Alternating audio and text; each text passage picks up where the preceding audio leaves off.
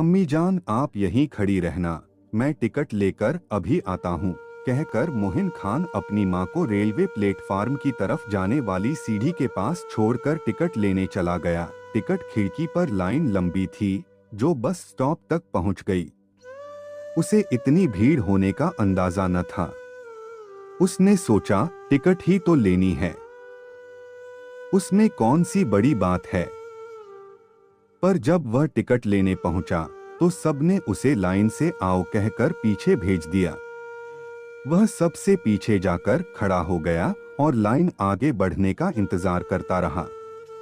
पर कहां, लाइन वहीं की वहीं धीरे धीरे चींटी की तरह आगे बढ़ रही थी। मोहिन खान को अपनी मां को लेकर भिंडी बाजार जाना था। कल उसके भतीजे का पहला जन्मदिन था। चूंकि उसकी मां की उम्र हो चुकी थी, उसने सोचा कि आज मां को वहां छोड़कर कल शाम अपनी बीवी और बच्चे को साथ ले जाएगा। इसलिए मां को भाई के घर छोड़कर उसे किसी भी हाल में वापस लौटना था, क्योंकि नौकरों के भरोसे वह दुकान छोड़ नहीं सकता था, इसलिए उसे जल्दी थी। वहां उसकी अम्मी इंतजार करके थक गईं। मन ही मन कुढ़ते हुए वे सोचने लगीं कि पता नहीं कहां चला गया। कह कर गया था कि टिकट लाने जा रहा हूं, पर इतनी देर हो गई और अब तक नहीं लौटा। उन्होंने गुस्से में आव देखा न ताव धीरे धीरे सीढ़ी चढ़कर 2 नंबर के प्लेटफार्म पर आ गईं। यह सोचकर कि उनका बेटा पीछे पीछे आ जाएगा। जो ट्रेन आई वे उसमें चढ़ गईं। उन्हें अपनी सहेली की बेटी सुल्ताना मिली। उसे भी भिंडी बाजार जाना था। वे कई सालों बाद उससे मिली तो बतियाने लगी।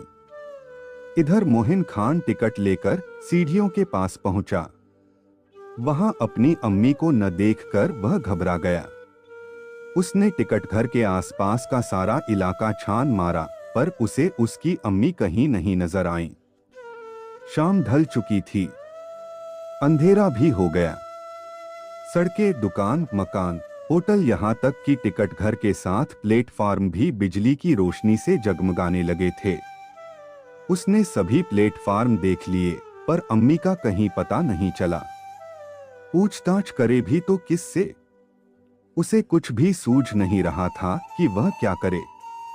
मोहिन खान ने बारी बारी से सबको फोन करके पूछ लिया, पर कहीं से भी उसकी अम्मी के पहुंचने की खबर नहीं मिली। अब तो वह और भी डर गया। उसके परिवार वाले भी परेशान थे। भिंडी बाजार में फोन करने पर उसके भाईजान और भाभीजान दोनों परेशान हो गए। कुर्ला से भाई खाला का आधे घंटे का सफर है, फिर वे कहां रह गईं? भिवंडी में मझले भाई असलम को पता चला तो वह भी परेशान हो गया। गोवंडी में मोहिन खान की आपा को जब यह बात पता चली तो वे बहुत गुस्से में बिफर कर फोन पर ही चिल्लाईं, कितने लापरवाह हो तुम लोग, अभी कल ही तो छोड़ आई थी मैं उन्हें, कहीं कोई झगड़ा तो नहीं कर लिया किसी ने, कहकर गुस्से से फोन रख दिया। मझला भाई भी अपने परिवार के साथ अम्मी को ढूंढता हुआ पहुंच गया। फिर सबने मिलकर अंदाजा लगाया कि कहीं वे वापस मोहिन खान के घर तो नहीं चली गईं। यह सोचकर मझले भाई ने उसे फोन लगाकर कहा, देखो मोहिन, तुम घबराना मत, तुम एक काम करो, एक बार घर जाकर देख लो कहीं वे वापस न चली गई हो। अगर वे घर पर न हो तो भी फिक्र मत करो, तुम दुकान बंद करके बीवी बच्चों के साथ यहाँ चले आओ, हम सब मिलकर ढूंढते हैं। अच्छा भाईजान, कहकर मोहिन खान सीधा घर गया। वहां अम्मी को न पाकर दोनों मियां बीवी कुछ देर बाद भिंडी बाजार पहुंच जाते हैं। सब कितने खुश थे कि कल असलम के बच्चे का पहला जन्मदिन मनाया जाने वाला था। सब सोच रहे थे कि बड़े धूमधाम से जन्मदिन मनाएंगे कि अचानक यह खबर मिली। जहां कल के जश्न की तैयारियां होनी थीं, आज वहां एक अजीब सी खामोशी छाई थी। जैसे जैसे रात होती गई, सबकी फिक्र भी बढ़ती जा रही थी। सबके चेहरे मायूस थे। फिर सबने तय किया कि अगर कल शाम तक कोई खबर नहीं मिली या अम्मी नहीं लौटी तो पुलिस में शिकायत दर्ज करेंगे। रात के 11:30 बजे थे। सब थक चुके थे, पर किसी को भी न भूख थी न आंखों में नींद। अचानक दरवाजे की घंटी बजी। दरवाजा खुलते ही सामने अम्मी को एक अजनबी के साथ देखकर सबको हैरानी हुई। सबके चेहरे खुशी से चमक उठे। अम्मी ने उस अजनबी को भीतर बुलाया और सोफे पर बैठाया। बहू से कहा, शबन जरा पानी तो लाना। जी अम्मी जान, कहकर वह रसोई घर में गई और एक ट्रे में एक जग पानी भरकर और कुछ खाली गिलास भी ले आई। तब तक अम्मी भी बैठ चुकी थीं। उनको पानी पिलाकर वह जाने लगी तो अम्मी ने कहा, बहू ये हमारे मेहमान हैं, आज रात यहीं रुकेंगे, इनके खाने पीने का इंतजाम करो। जी अम्मी जान, कहकर वह वापस रसोई घर में चली गई। अब अम्मी बेटों और दामाद की ओर मुड़कर बोली, यह मेरी सहेली का बेटा है जो मुझे छोड़ने आया है। हुआ यूं कि मैं मोहिन खान के इंतजार में खड़ी खड़ी थक कर यह सोचकर धीरे धीरे चल पड़ी कि मेरे पीछे चला आएगा, पर वह नजर ही नहीं आया। मैं यह सोचकर गाड़ी में भी चढ़ गई कि वह पीछे ही होगा, पर इसका तो पता ही नहीं था। फिर मुझे मेरी सहेली की बेटी सुल्ताना मिली।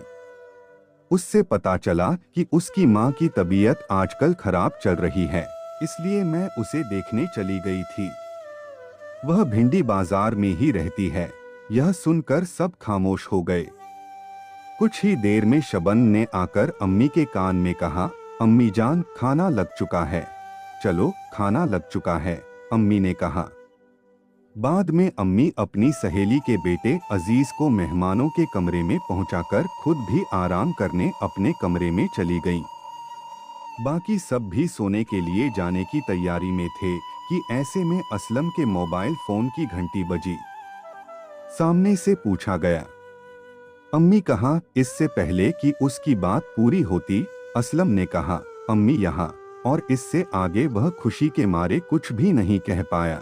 आपका समय निकलकर हमारे साथ था, इसके लिए आपका धन्यवाद। अगली बार फिर से मिलते हैं नए और रोचक वीडियो के साथ। चैनल को सब्सक्राइब करना न भूलें। धन्यवाद और शुभकामनाएं।